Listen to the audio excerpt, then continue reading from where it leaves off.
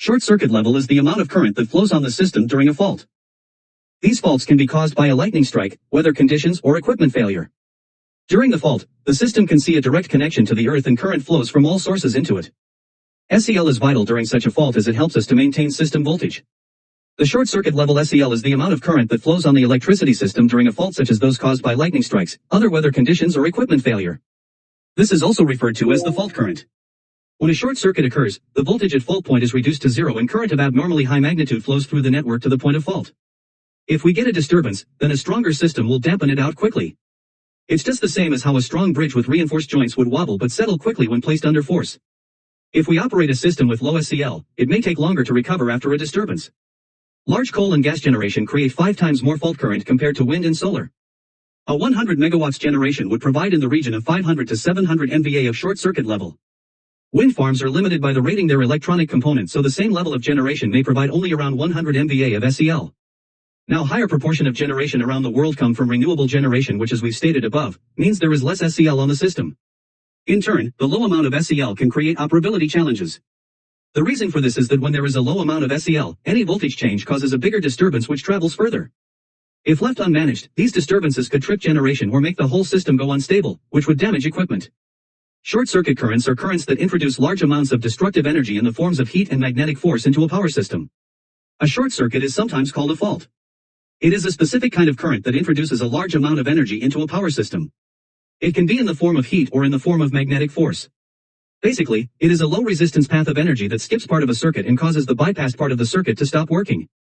The reliability and safety of electric power distribution systems depend on accurate and thorough knowledge of short circuit fault currents that can be present, and on the ability of protective devices to satisfactorily interrupt these currents.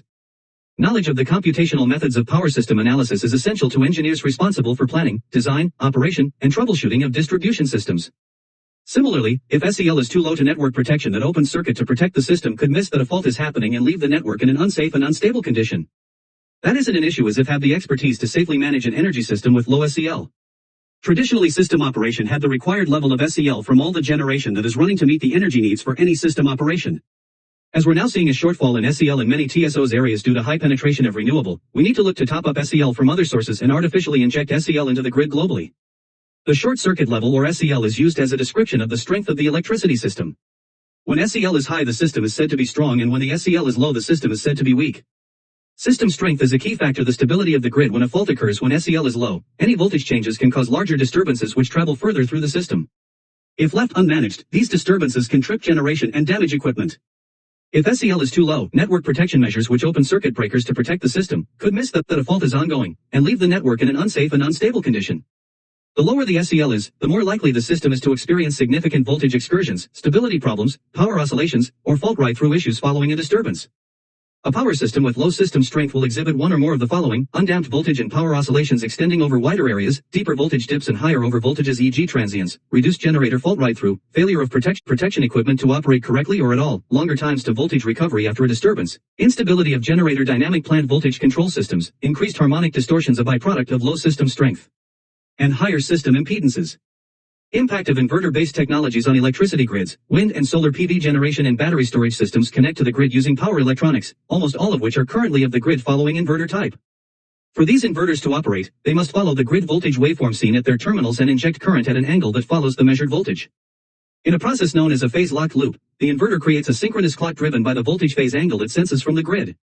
This process is disrupted when there is a fault on the grid because the voltage waveform becomes unstable. After the fault is cleared, the inverter must relock onto the grid quickly to ensure stable control. If the system strength is low, the phase angle change between the pre-fault condition to fault clearance will be larger than on stronger systems, making this process significantly more difficult.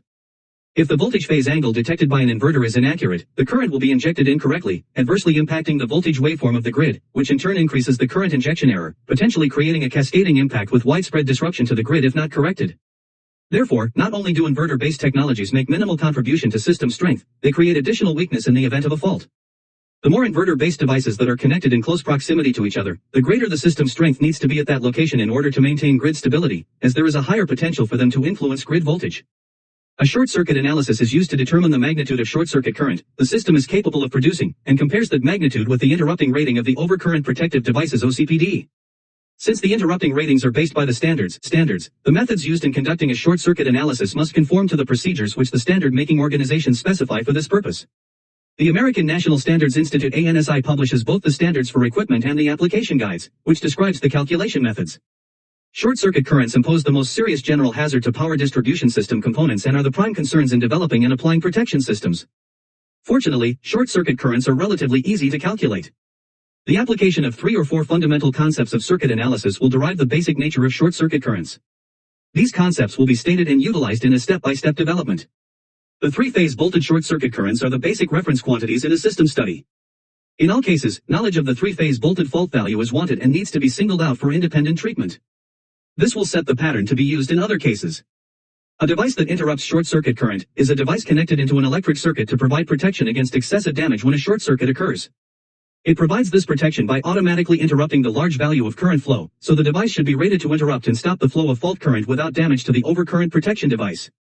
The overcurrent protective device's OCPD will also provide automatic interruption of overload currents. Short-circuit calculations are required for the application and coordination of protective relays and the rating of equipment. All fault types can be simulated. Risks associated with short-circuit currents: the building facility may not be properly protected against short-circuit currents.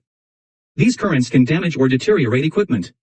Improperly protected short-circuit currents can injure or kill maintenance personnel. Recently, new initiatives have been taken to require facilities to properly identify these dangerous points within the power distribution of the facility. Why is a short circuit dangerous? A short circuit current can be very large. If unusually high currents exceed the capability of protective devices like fuses, circuit breakers, etc., it can result in large, rapid releases of energy in the form of heat, intense magnetic fields, and even potentially as explosions known as an arc blast.